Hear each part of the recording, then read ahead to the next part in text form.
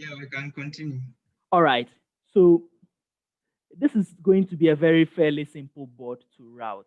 Okay. If you just do this, you go to tools and then you go to auto router. You can just route this board. But there are a few things that you have to do before you can route the board. That thing is called design rule check. And I will explain everything for you over there. So you can click on tools and then you go to DRCs. DRC stands for design rules check. Okay. So when you have it, a dialog box like this opens up for you. Can you see the dialog box?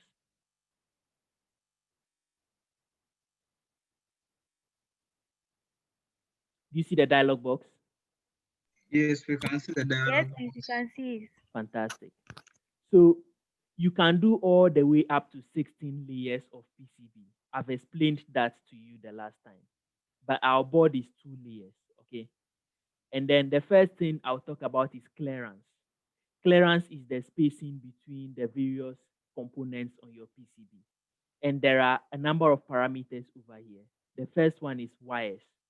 So when I say wires, it means that if I have a trace passing one side of the board, what should be the gap, minimum gap between them? Okay. Now, when you are working with printed circuit boards, we do not use the normal units. We use a unit called mil, like for military.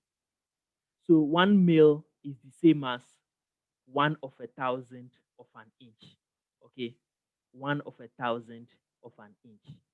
So the over here it is 6 mil. But if you want to prototype a PCB at home, a good clearance between your traces can be 20 mil. Okay, and then this one is what should be the minimum clearance between a trace and then a pad. A pad is where you solder a component. Okay, this one you can leave it around 15 mil. And then for a double-sided board, you can leave this one also around what? 15 mil. So these are okay for this side. And then you go to distance. Distance. What should be the minimum clearance between the edge of the board? Do you see the edge of the board? That is this yellow wire over here. The edge of the board and then the nearest component. So normally it is 40 mil. I like to keep it at 20 mil. And then the drill hole as well, I'll leave this at factory settings. And then sizes, this is where a lot of things are determined. What should be the minimum size of your trace? So for a PCB you are making at home, I prefer you use 32 and above. Okay, so you are going to use 32 and above. The rest of the settings over here, you can do some research about them. If you have questions, you can ask me about them because I won't explain them. And then when you are done, you click on apply and then you click on select. So now we are ready to route. But it looks like there's a lot of space here. And then I can see some lot of space as well. So let's squeeze the board a little more. So I'll try and then squeeze the board like this, making sure that the edges are straight. And then what else am I left to do? Okay, so I can bring this guy close to the edge of the board like this. And I don't think the capacitors I choose are big enough. So I want to swap them. So I'll click on this guy, which is change.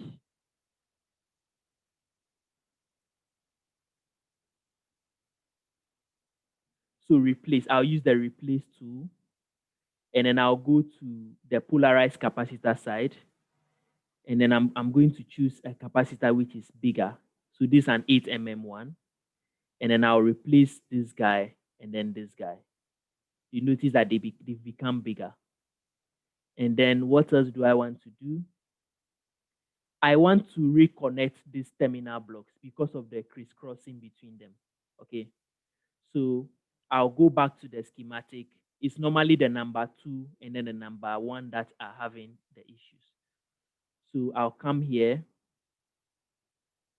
So I'm going to delete this net and that net. And then I'm going to connect the number 1 now to this guy. And then I'll connect this one to this guy. And then I'll do same for this one as well. I'll delete this net and that net, and then I'll connect this one to this, and then I'll connect this to that.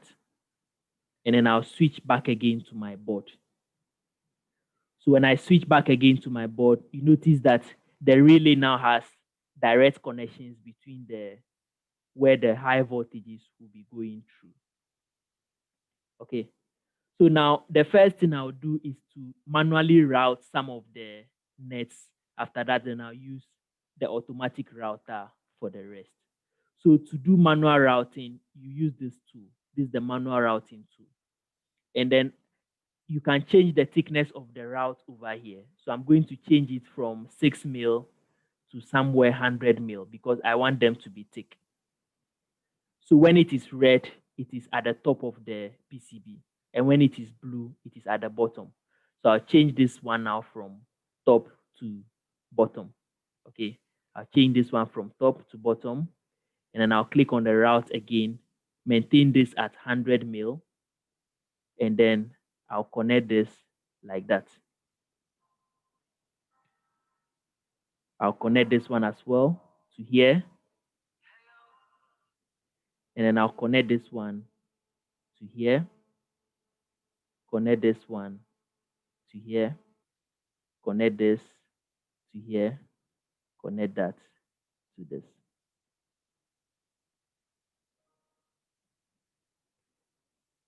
Okay.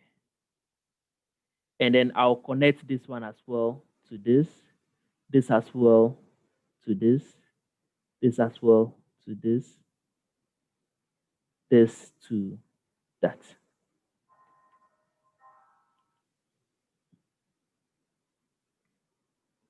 All right, so I am ready to do the automatic routing.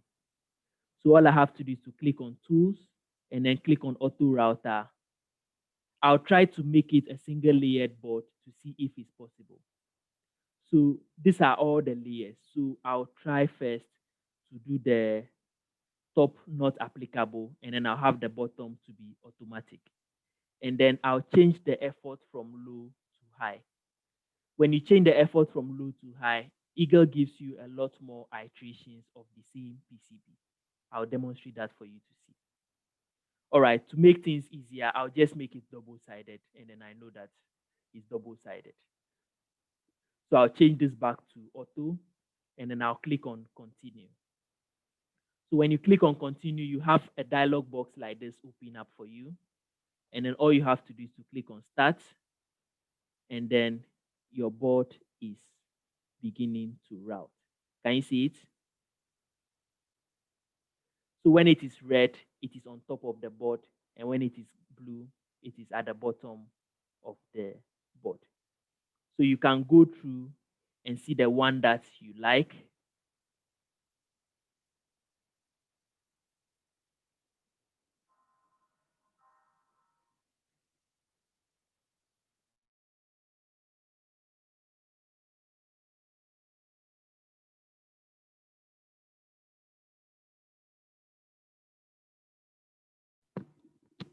All right, so you can go through and see the one that you like. But I think I like this one. Okay, let me look at this one and see. Okay, this one looks very cool. This one as well. Okay, I'll just choose one of them. Okay, I'll just choose one of them.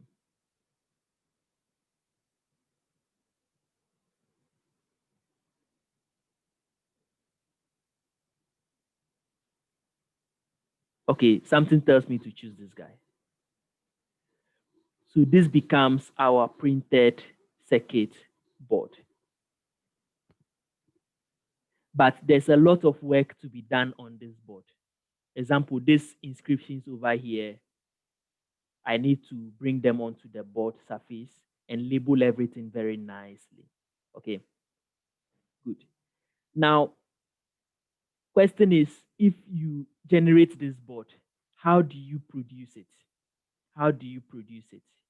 There are two approaches. You can mill this board in a chassis, or you can send it to a factory in China to be done for you. Let me show you how you can get it to China.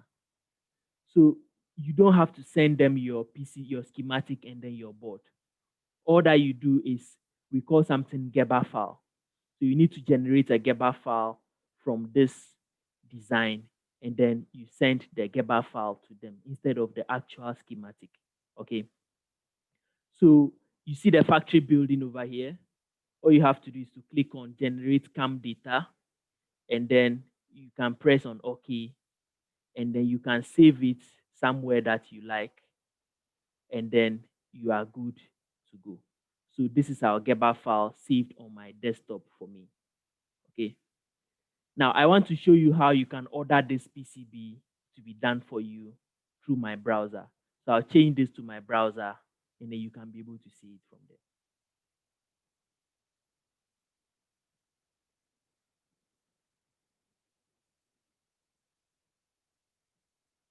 So where is my browser? Okay. Now do you see my browser? So the website we are going to order this from is called JLC PCB. JLC PCB. There are other ones like PCB Way, a whole lot of them. Just type Google PCB prototyping factories in China, and you'll be able to get one. So all you have to do is to click on quote now, and then when you click on quote now,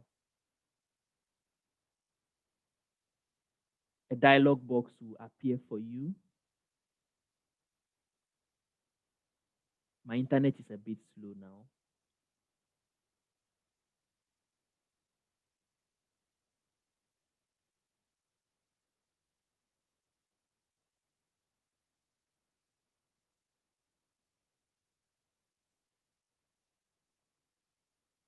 Okay, and then you just click on add Gerber file, and then you go to where you saved your Gerber file, and then upload it. You'll be surprised that they can make this board for you for just $2.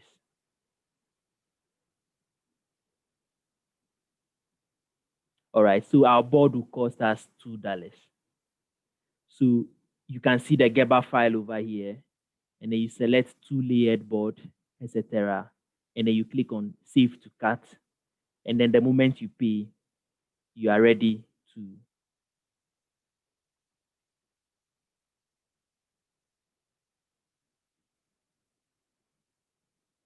So the moment you pay, you are ready to prototype your board. All right. It's now time for questions.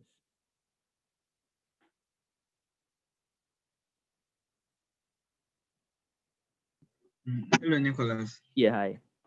Yeah. So I just wanted to like inquire. So when you're actually choosing the components, Mhm. we're kind of more focused on the manufacturer, which is true. But I was kind of like wondering whether shouldn't we like consider more whether we are going to use like the components that we have in our breadboard or the smaller components for SME. Is there any way to differentiate them within Ego? Yes, you can differentiate them easily. The SMD ones are normally red, and then the ones you have in your kit are normally green in Eagle. Ah, okay, thank you. All right. Any other questions?